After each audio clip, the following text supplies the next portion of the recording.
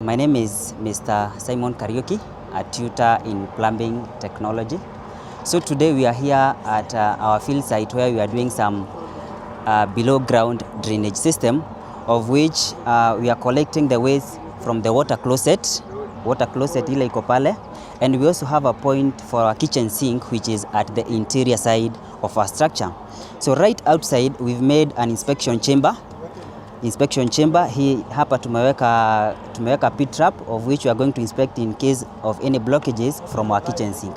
So from this inspection chamber we are going to connect it to the main chamber, of which the main chamber is going to compile the soil material from our water closet, inashikanisha na hii ya general washings, and then from there it's directed in a single pipe mpaka kule mnaona huko chini to the septic tank.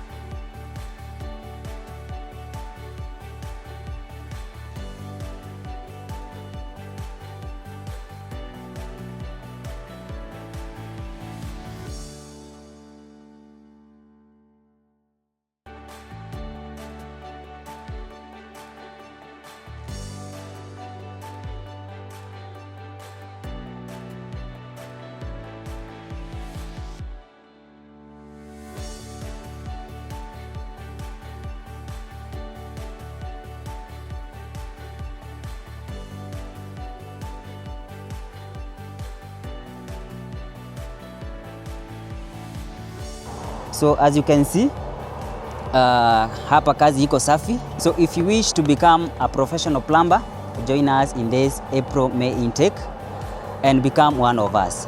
Thank you.